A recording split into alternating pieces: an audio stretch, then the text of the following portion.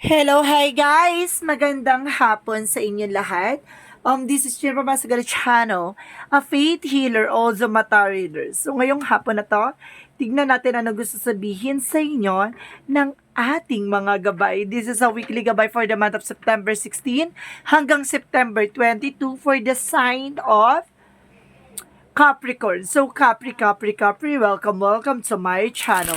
Ano kaya ang messages, advices, na spirit guides ang ating masasagap for today's video? Kanino naman kayang energy or kaganapan sa buhay mo ang ating mahagilap? So guys, this reading is a general reading lamang, hindi lahat makaka-resonate. Kunin lamang pa makaka-relate sa inyo and comment down below kung kaninong energy ang ating nasagap. And of course, don't forget to like and subscribe my channel and hit notification bell for more videos updates. Sa mga hindi pa po nakakapag-subscribe sa aking channel, please click nyo na po ang subscribe button dyan sa baba for all bell para updated kayo sa mga videos na i-upload natin every time in every moment. So guys, kumapit-kapit ka na dahil ito na ang mensahe sa iyo ng ating mga gabay.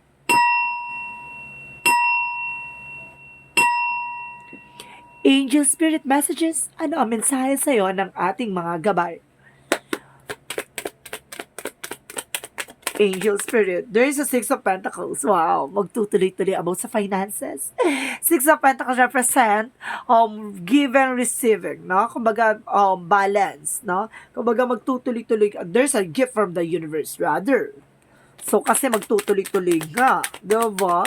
Pag talaga naman sa Six of Pentacles, sa aking card talaga, plakado talaga yan. At the same time, there is a Four of Cups, re-evaluate, analyze, no?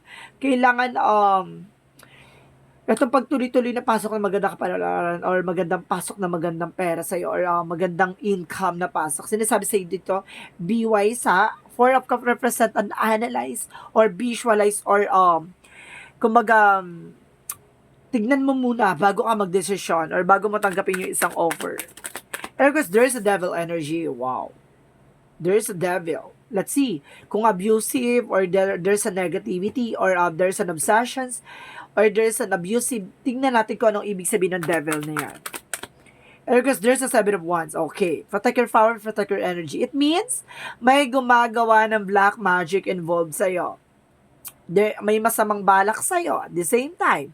Kumbaga, ginagawa ka dito ng negativity.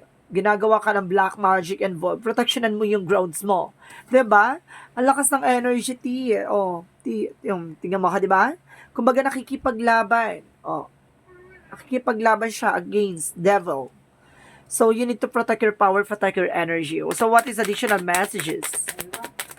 And because there's an world card. Some of you nasa ibang bansa o some of you nandito, pero yung person mo nasa ibang bansa. So meron ditong world na represent for all aspects, no? Kumbaga, pinapangalagaan ka ng apat na elemento. Or something, there is a world represent an earth. Kumbaga, some of you, it's an earth energy. Capricorn, Taurus, Virgo, it's an earth energy. And because there is a full card, leap of faith, na magtiwala ka sa process and progress. The word represent a universe, shining, splendor. Kumbaga, ibibigay sa'yo ang pinakamagandang baraha. No? Kumbaga, the full card is new beginning. What is the Six of Pentacles? And of course, Six of Pentacles represent a Hermit card. Spiritual enlightenment. No? Ngayon, unti-unti mo na natututunan about sa spirituality. Yung pagdadasal or something, orasyon or something na nagbibigay sa'yo ng information regarding, yung charms, yung charms and protections, no? Kumbaga, alam mo na may gumagawa sa'yo ng devil energy, na there's some pampamalas of sumpa, pero ngayon alam mo na, pinoprotektan mo na yung sarili mo, diba? Ngayon magtutuloy-tuloy na about sa finances kasi you have a charms and protections. Hindi niya na kayang pasukin yung ganong aspect mo, diba? Pagdating sa finances, hindi niya na kayang pasukin yon. So what is the Four of Cups? What is the Four of Cups? There's a Three of Wands, waiting for a result or waiting for a ship, and there's a trouble.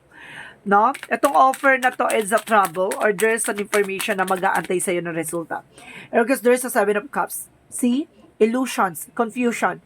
Ginugulo ka nito with the devil energy. Some of you, parang yung isip mo lutang, or some of you, yung parang ang bilis mo makalimot, ang bilis mong mawala sa isip mo yung mga bagay-bagay.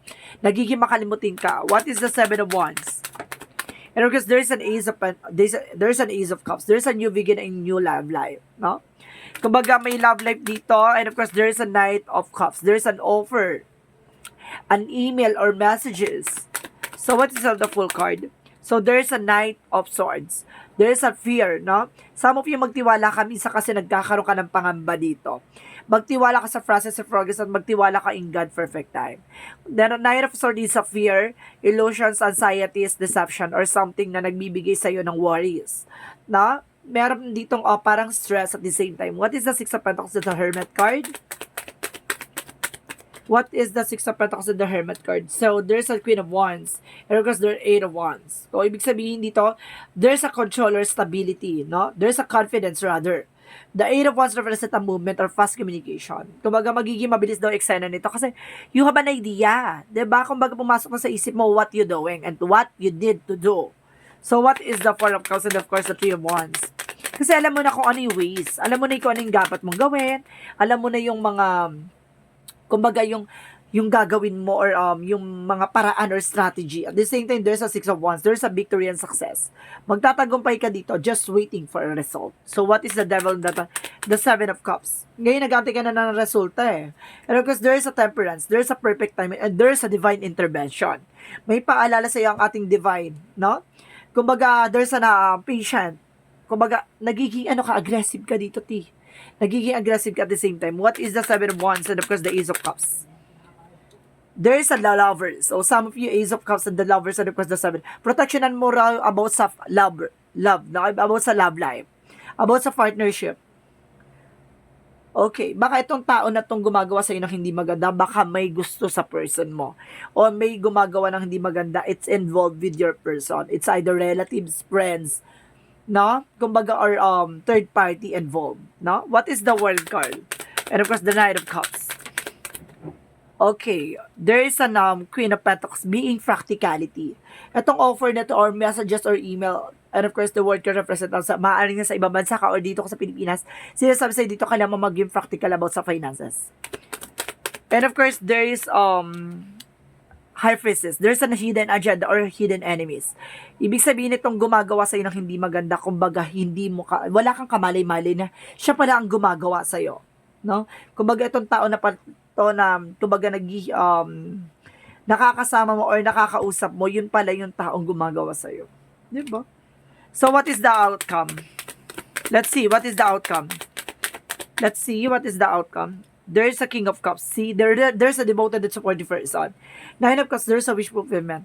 Kumbaga, itong tao na to is talagang mahal ka, diba? Talagang ikaw yung pinili niya. And of course, there's a Magician. Manifestation, diba? Kumbaga, talagang pinagkaloob sa'yo ni God. And of course, there's a Star card. There's a wish fulfillment. Ang taray, no? Kumbaga, katuparan sa pangarap mo. And of course, there's a manifestation with a God purpose. And of course, stars represent wishes coming true and hope and miracles. No, maaring ito yung nagsilbing katuparan sa mga pangarap mo na bigla kang binigyan ng taong magmamahal sa iyo ng, 'di ba, lubos. And of course, there's a Moon card, there's a truth reveal and revelation. 'Di ba? Kumbaga, nakinainggitan ka nito. Nainggit to kasi kumbaga, may paalala, ibig sabihin nga, 'di ba? Kumbaga ginugulo kayo or something nga. 'Di ba? Kung itong tao na to is a part, tingnan natin, it's a part of your family or sa family niya or something. Let's see. There's okay. Sabi na, kumbaga, parang naging hati kasi yung obligations, no? Nasa family niya nga. So, it's either family niya, sa family niya? Okay, thank you. There's kumbaga, yung happiness na hati, no? Kumbaga, sa side niya, okay. What is additional messages? See, there's a Seven of Swords. There's a sneakiness. Nagkaroon na sneakiness and of course, nabunyag naman, diba? Kumbaga nahalata mo na at nalalaman mo na something species, diba? And of course, there's a Four of Wands. There's a wedding or some of you, baka kasal kayo. Or some of you, baka ikasal kayo. Or then of course, there's a Six of Swords. Kailangan yung kumawala dyan sa toxic families, no? There's a toxic families dyan. Kailangan mo kumawala dyan. Napaka-nega. At the same time, there's a five of wands. Nagkaroon kayo ng komplikado. And of course, there's an emperor. Naging mature and of course, grounded ang itong person mo. No, and of course, there's a nine of pentacles. There's a blossoming abundance. At the end of the time, magkakaroon kayo ng masaganang buhay. Pero naging magulo dahil sa family issues. So, let's see. What is the yin and yang oracle card? May mga ganyan, diba? Yung, may mga inggitera or may nangihimasok na pamilya, diba? Pagdating sa relasyon. And there's a dream. Some of you baka napanaginipan mo. Yung message sa'yo ng ating universe, ng ating angel spirit is by your dreams. Baka napapanaginipan mo tong person na to or some you, diba? There's a I told you so. There's a toxicities. See? Diba? There's a toxicities. Galing, bongga ha. And of course, there's a trust. Huwag ka raw magtitiwala. And of course, there's a divine timing. Diba? Kumbaga, binigay ni God at nalaman mo yung katotohanan kasi gusto ni God mailayo sa iyo yung mga bagay na yan. Yung mga taong hindi makakabuti sa inyong relationship. Kasi diba, kumbaga kapag kaharap mo maganda, pagkatalikod mo at the same time, there's a love call. Na kumbaga, lagi ka tingin mo, kinaka-odds, stab in the back, binabackstab ka, binabackstab ka. At the same time, love call.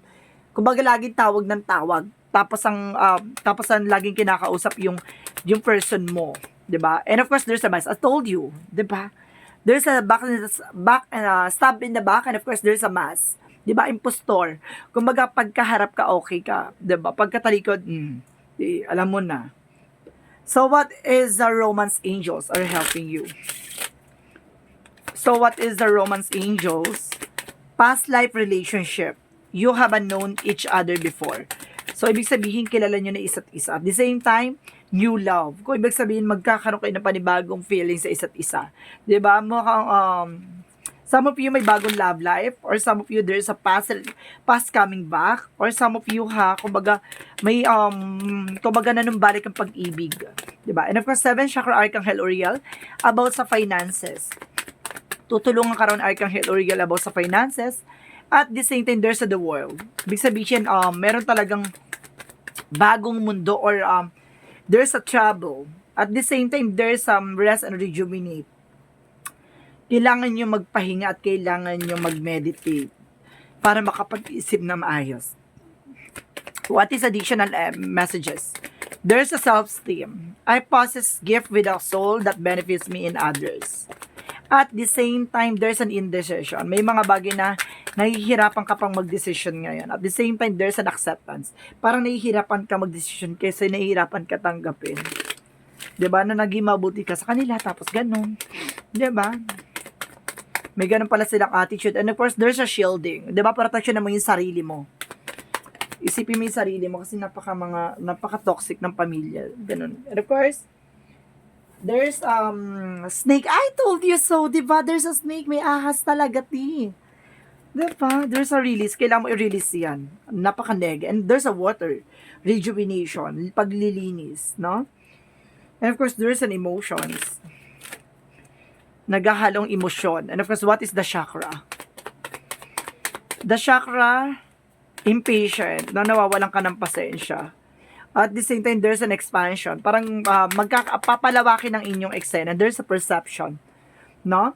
Perfection. Kumbaga, gusto mo nakaganto, nakaset yung ganto, nakaganyan. Kumbaga, sinasabi sa dito na kailangan mong ayusin yung mga bagay-bagay. So, what is the Monsology? Oy, may isa ayos mo raw yung eksena. And of course, emotional running high, yun nga magiging emotion ka. Kasi nalaman mo yung katotohanan, parang hindi mo matanggap, 'di ba? Yung ang ganda ng pakikitungo mo, tas ganun pala ang eksena. And of course, confident is your key to success. At magtatagumpay ka at the end of the time. So, what is Archangel Michael messages? What is Archangel Michael? Go forward fearlessly. 'Di ba? Magpatuloy ka na wala kang kinakatakutan and pay attention to your dreams. No, kailangan doon ka sa pangarap mo at pangarap niyong dalawa. Huwag ka na lumingin kung saan-saan pa. Huwag mo na tignan sa ibang aspeto. Tignan mo na lang yung taong nagmamahal sa'yo at taong tinanggap at mahal na mahal ka. Diba? And there's a children. Some of you baka may mga anak na. And of course, there's an environmentalism, diba? Kumbaga, may talagang yung environment mo minsan talaga napaka-toxic. At the same time, there's an option. No? Consider mo yung career mo at the same time yung kung ano man ang sitwasyon mo. 'Di ba? Tingnan mo yung option mo at the same time. What is the Jesus loving quotes? What is the Jesus loving quotes? Angel spirit guides. I am the good shepherd. The good shepherd given his life for the sheep. See? Ibinibigay ang bagay na yan para sa'yo. Kasi yan yung mga bagay na makakatulong sa'yo sa buhay mo. 'Di ba? Kung hindi mo yan malalaman at hindi mo matutuklasan yan, yung cycle na yan, same scenario, same eksena. 'Di ba? Hindi mo alam.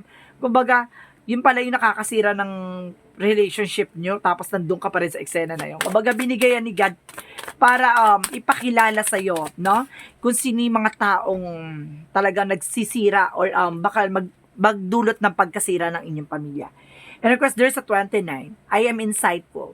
Minsan nararamdaman mo na. Minsan nakikita mo na. Minsan nasa-sense mo na. 'Di ba? Parang may pasilip sa'yo eksena na to. You are highly intuitive and creative. Your mind thinks in a pictures and you seem to draw information and ideas from out of the sky. A powerful drive to know the oneness of all things. See? Kumbaga may mga pasilip sa iyo. Kumbaga there's a desires into reality. May mga bigger feature ka na nakikita of yourself together with your husband, together with your wife, with your children. Kumbaga nakikita mo na yung magaganda kay hinatnan sa inyo. Kumbaga for you parang ang linis-linis ng mga plano mo ng mga magaganda eksena. Pero may mga taong naiinggit behind your back. No, hindi mo sila mapipilit na gustuhin kanila. Minsan talaga may mga ganun talagang family issues na may maayaw maputulan ng eksena, ganun. Kumbaga, 'di ba? There's a toxic toxic culture ng mga minsan ng family, 'di ba? Yung may pamilya na pero umaasa pa din. May ganon. So kailangan mo nang putulin 'yun. At the same time, what is Archangel? Who's Archangel help you for this situation? Archangel Freminilek. Be conscientious and of course cooperate with others for the highest good. So see, kailangan mo makipag-coordinate with your person. At the same time, kailangan mo mag-analyze or kailangan mo makiramdam o kailangan mo mag-discover, 'di ba? I-discover lahat ng mga nangyayari sa paligid mo. Kung ano man mga kung ano yung makakabuti at makakasira sa eksena, 'di ba? Kung may mga makasira, i-release, tanggalin ang ahas. 'Di ba? Ganon. So what is the messages of life? So what is the messages of life? Angel spirit guides. Okay. Crossing into the light. So let's see. Today I face a new bridge that I must cross on my journey to the inner transformation. Today, like every day, I will practice the law of universal love. Thus, I will deal with the current situation in a positive way so that I continue to grow and evolve. As I cross this bridge on my towards the light, I am reminded of true meaning of life. So, ngayon nakikita mo ng kahulugan ng buhay, 'di ba? Kumbaga yung mabuti yung ginawa mo pero 'di ba, kaya pa rin gumawa ng hindi mabuti sa iyo. 'Di ba? Minsan talaga gano'n. Kumbaga nagiging yung pagmamahal mo is a universal, pangkalahatan. Pero yung mga taong tatanggap o yung mga tao sa paligid mo na hindi matanggap kung ano man ang eksena mo o kinagagalawan mo na. May mga ganun tao talaga. Hindi mo makokontrol or hindi mo ma-please yung mga ganun tao. May mga makikita ng utak ka talagang ayaw bitawan ng responsibilidad para lang sa mga ganun eksena. Minsan ganun talaga, minsan kumakapit dun sa mga sitwasyon na yung kasi baka mawalan or something, 'di ba? Minsan kasi ganun may mga ganun pamilya talaga na yung pagtulong ginagawang responsibilidad, 'di ba? Ayun yung mahirap. May yung pagtulong minsan kasi kumbaga hayaan mo na lang siyang dumaloy kung gustong tumulong, pero hindi ginagawa dapat na responsibilidad. Nakakasakal yung pagdating sa family relationship. So guys, this is weekly gabay for the month of September 16 hanggang September 22 for the sign of Capricorn. This reading is a general reading lamang, hindi lahat makaka-resonate. Kunin lamang pa makaka-relate sa inyo and comment down below kung kaninong energy ang ating nasagap. And of course, don't forget to comment down below your full name, birthday, and of course, location nyo kung asan man kayo ngayon para sa susunod natin reading, baka energy or kwento ng buhay mo na ang ating masagap at mahagilap. Maraming salamat and see you in the next video. Bye-bye and babush!